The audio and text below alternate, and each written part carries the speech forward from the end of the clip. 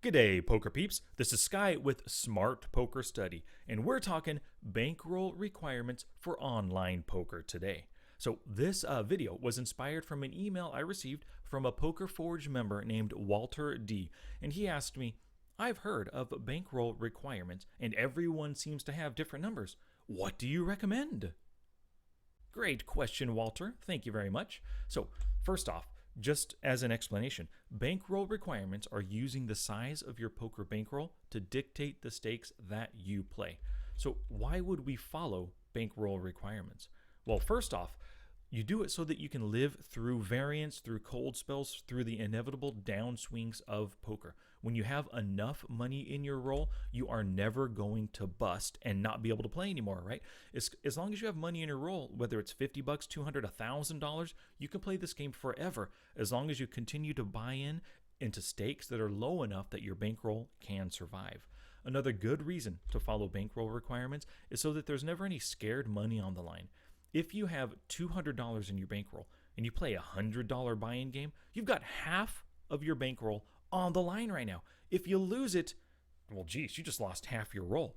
But leading up to the point where you could potentially lose while you're playing, you might be scared because, holy cow, I've got 50% of my roll on the line. I can't lose. It could cause you to play overly tight, not pull off the bluffs that you know are profitable, not make profitable calls because you just can't risk $25 on this river call. Whatever the case might be, you don't want scared money, and bankroll requirements help you to avoid that. So here are my requirements right here, or the requirements that I follow and that I recommend you follow. First off, 40x for cash games, and I'll give you examples of this in a little bit. 100 to 200x for MTTs and sit and goes. Now you can see that the requirements obviously are higher for the tournament variations of poker. The reason why is because in tournaments you have higher variance. If you play in 1,000 field tournament or 1,000 person tournament, they only pay the top 10 players, which is 100. 900 players put in their buy-in and they're going to end up losing it, walking away with nothing. So there's a lot of losses with the tournament. So that extra bankroll gives you some padding there for those expected losses. Also, when you win, it's a lot of small wins, right? You could do a $5 buy-in and walk away with a $9 payout. You're up only $4 in that one tournament. So lots of small wins. Few big wins. You don't often make it to final tables. You don't often make first place for the big prizes, right? So that extra 100 to 2x gives you some extra padding, a little more security and comfort right there while you're playing. So here are some examples. If you have a $50 bankroll, no. Save up, don't eat lunch, eat top ramen for the rest of the week. Whatever you need to do, add an extra $150 because I recommend at a minimum, you want to play with a $200 bankroll. So if you're a cash game player, that allows you to play 5 NL cash games, which are $5 buy-ins times 40 buy-ins equals that $200. And if we look, on America's Card Room right here, we take a look at the various stakes. We've got the 10 NL. You don't really want to play that. You only have 20 buy-ins at 10 NL. Well, ignore the cap $3. 10 NL, $10 buy-ins, you only have 20. You want to play the 5 NL, not the short. Holy cow, I'm just clicking on the wrong ones here. 5 NL is a $5 buy-in. You have 40 buy-ins now. You're going to be just fine as long as you're working on your game and trying to, make better choices, plug your leaks, make decisions, earn value off of your opponents. You're going to be fine at 5 NL. You could, of course, play lower stakes anytime you want. The 2 NL for $2 buy-ins. Even with the $200 bankroll, now you have 100 buy-ins right there. Totally up to you, but I recommend 5 NL. So strive for that 40 times buy-in rule. Now, $200 bankroll, if you're a tournament player, you can play the $0 to $3 tournaments. Go to the tourney tab. Now you can see, we got a 10-cent tournament. We got a $1.30. We got, a $90. You don't want to be playing that when you only have $200 in your bankroll.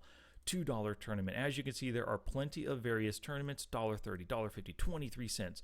And of course, various satellite, sit and go tournaments. As long as you average a $2 buy-in, times 100 is that $200 bankroll. Now, I said between 100 and 200x for MTTs. The thing is, as you go up in stakes, you start playing $10, $20, $50 tournaments, you're going to be up against a lot stronger competition. And so you might want to strive for that bigger 200x. But at a minimum, when you're starting out 100x, you should be just fine. What if you have a decent sized bankroll, $1,000? Well, you could play the 25 NL cash games. Go back to the cash. So these $25 tables right here, yeah, $25 buy-in times 40 is your full $1,000. You can still, you don't have to just play here when you have 1,000. You can still, play the $10 stakes that you're used to, play the $5 stakes that you're used to as well. Now, for you tournament players, because there's so many different types of buy-ins, there's still $2, there's $3.80, there are $6 buy-ins, all different $15 buy-ins right here, right? I would recommend just to play a mixture, whatever sounds good, whatever looks good to you, but don't play anything at $20 and above, not just yet. Play between $5 and $15 tournaments. If you average, the $10 buy-in times 100 is $1,000. Bam, you're satisfying your bankroll requirements and you're playing plenty of tournaments at different stakes with different players. You should be just fine. Now, a lot of players, I know this isn't part of Walter's question, but a lot of players wonder about when can I take shots, when can I start moving up at the next stake? I recommend when you have an additional 25% in your bankroll.